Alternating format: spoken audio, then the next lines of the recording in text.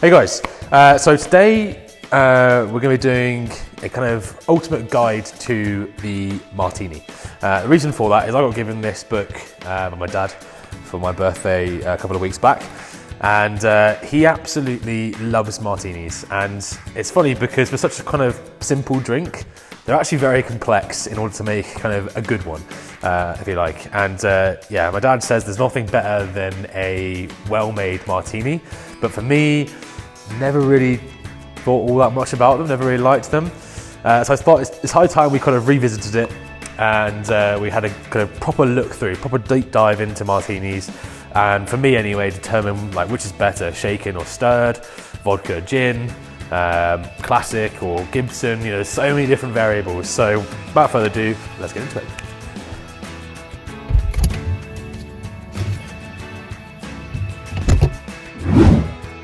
Okay, so with martinis, we've kind of got two main options. You're seen as like the original, which is using gin, and vodka is the other one. And the key to the good martini is everything needs to be really chilled. The colder, the kind of almost frostbitten martini is the best. So we put everything in the freezer. We've got nice cold alcohol. Now the original recipe is thought to be like the gin martinis. And it goes all the way back to when gin kind of comes from a drink called Geneva, which is a Dutch recipe. And it was over during the kind of Anglo-Dutch wars where the British troops were fighting overseas. And the Dutch, well, as the story goes anyway, don't quote me if this is true, but it's the one I like to tell. And the Dutch troops basically would go into battle, and before they went into battle, they would have a little shot of a drink they called Geneva. And basically is where the kind of term, the shot of Dutch courage comes from. The British troops loved that so much, they also loved the recipe of Geneva. They brought it back overseas, and kind of the first rudimental origins of gin were kind of born, if you like. So the recipe of gin was then formed. So that's where gin comes from, and that was when we were thought to have the kind of first martinis. So we'll start, I think, with the gin. So the first one we're going to make is seen as one of the original martini recipes, with less gin and vermouth and more balanced ratio. We're using 1.5 ounce of our beautifully chilled gin, and then also 1.5 ounce of dry vermouth, and I'm using Norley Prat. So this is a lot more vermouth heavy than a lot of the other recipes we're going to try. Now, stirred or shaken, the big question. We're going to compare both, don't worry, but for this one we're going to give it a good stir. Around 30 seconds should do. Again, the key to it being good is having everything chilled. The colder the better. So strain it into a nicely frost-bitten coupe glass, which always looks satisfying, and then garnish with a lemon twist.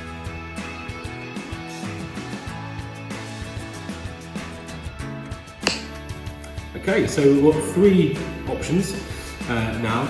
So we've got the stirred one, the classic recipe stirred, the classic recipe shaken, and then we've got a bit of an interesting one. We've got the vodka twist on the classic recipe with Angostura bitters as an optional extra, garnished with olive instead of the lemon twist. So let's try off really.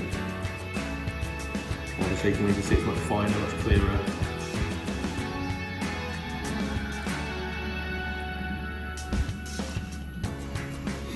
Much fruitier than like a dry martini. Again, this one uses 1.5 ounces of dry vermouth, which you'll see it's a lot less than a lot of the other recipes to come. Shaken.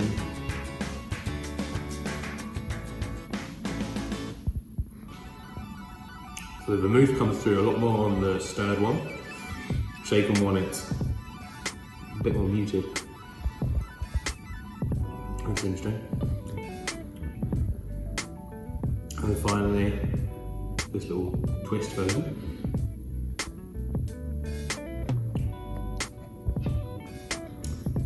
Don't like that one. Really?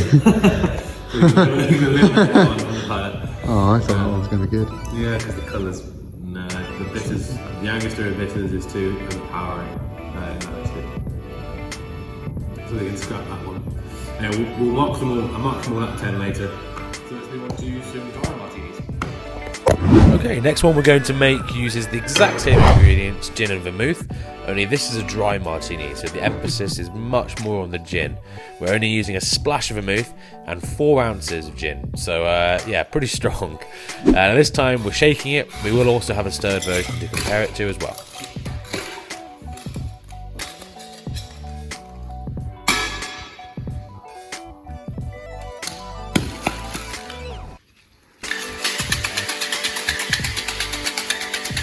Smile. That one. Here's one I prepared earlier. Martinis are already getting to me. That's a stirred one. So this is stirred and this is shaken. Now this is much drier. 4 ounces of gin, just a splash of vermouth in both of them. So we've got shaken, stirred, same garnish, everything. Let's just see purely the difference between shaken and stirred of a dry martini. So let's try the shaken first.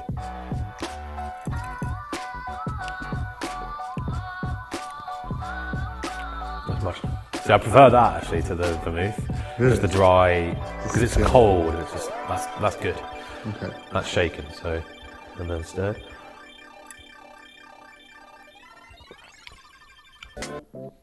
Ooh. It'd be interesting if you preferred that one. It's interesting, you can taste, there is a genuine difference in taste. So the shaken, it's almost like, I don't want to say that the ingredients are bruised. They're a bit more dialed down, perhaps because you're shaking them and mixing faster with the ice. So they're a bit more, ever so slightly more subtle, whereas the stirred, you get more of the gin punching through.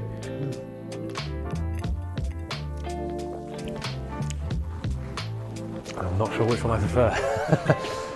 Do you get more of like the aromatic flavours from the gin in the shaken one? No, you get more of the flavours in the stirred. Okay. You get more flavour in the stirred. The shaken, More alcoholic flavour. no, it's just slightly, everything's just slightly diluted a little bit more. Okay. Still very nice. It's cold, refreshing. I really just want to like the shaken one because I want to be like James Bond, but the stirred one's pretty good. It'll never be like. The stirred one is pretty good. Well, we've still got a few more options to try, so we'll rank those in a little bit. I'll keep them to one side, keep them in mind. So let's try another one.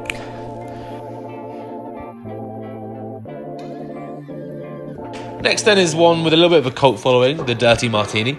Again, start with just a splash of vermouth and then 4 ounces of gin.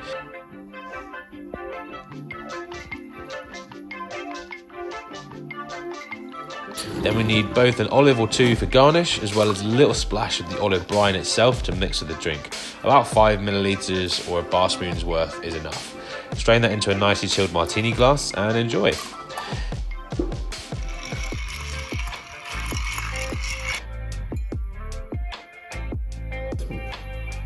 Cheers.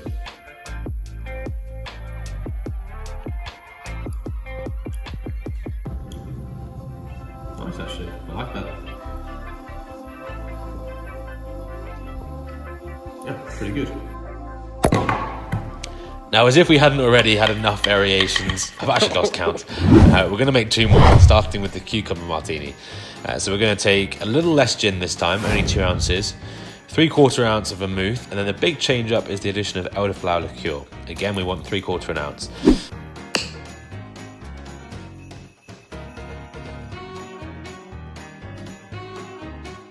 And then of course we need fresh cucumber. The recipe recommended 5 slices, so let's go with that. So muddle those and then we'll shake that over ice.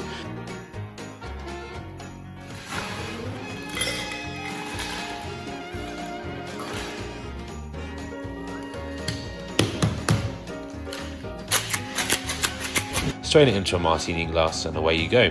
Very green, this one.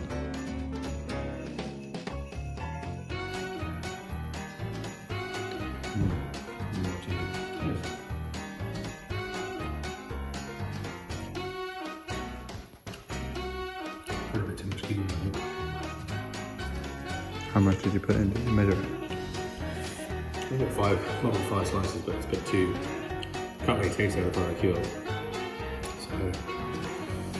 put you to one side. So that one used. Final variation is called the Poet's Dream. And the only change here is just swap out the elderflower liqueur for Benedictine Dom, which will give it a really interesting floral note. Let's taste it. So 2 little riffs of the Martini. Let's try this one.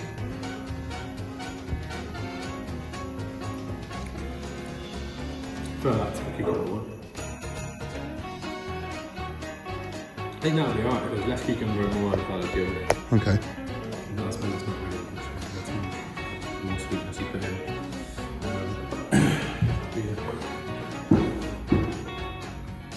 So, I don't know I lost count of how many martinis we've made there today. And drank. And the standard of this video may have gone drastically down. Okay, so this was a full bottle of gin. Plus, we also used this one as well. So. I think that's where we've gone wrong. Oh, we're going to lose some subscribers to this one. Anyway, we'll rate all of these different little martinis. I think off the top of my head I can say... No, I can't say it. I was going to say we should put a stirred or shaken, but I was going to try and decide that. But what I can say is the dry martinis I think are my favourite. Out of possibly the dirty martini, but we'll go back and we'll rate individual ones. We'll start with these two, then I'll go back with those two. 5 out of 10 for the cucumber. Too much cucumber, not enough elderflower liqueur coming through. The Poet's Dream.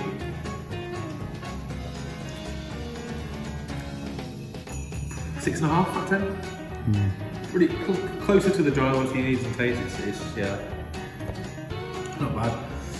Then let's take a look. Take a look back at the other two. Take a look back at the other ones. And let's go from there. Let's check the scores on the doors then. In last place, we had the Angostura Bitter twist on the classic Martini. 2 out of 10, didn't enjoy that one. And then you got the classic recipes, both shaken and stirred, around a 5 out of 10. Too much vermouth, in my opinion. And then we had the dry martinis, much more gin forward. Much preferred those. 8 out of 10 for both. Couldn't really pick between the stirred and the shaken. The stirred was a little bit more punchy, I thought. But my absolute favourite was probably the dirty martini, actually. 8.5 out of 10. And I don't think martinis are really my drink, but this one I really enjoyed, actually, which I was surprised by. There you go, guys. That's kind of like a little deep dive into martinis. Like I said, it's not my favourite drink, but actually that was quite interesting today because I think the dry martini is definitely, especially the dirty martini in particular, I actually did really enjoy. Much more than the heavily vermouth poured martinis, I think. So the dry martinis with let the gin do the talking, I preferred that a lot more. And if you liked this video, please remember to leave a like and subscribe to the channel for more. And also check out some of the other classic recipes that I'll leave a link to just up here. Until next time, cheers.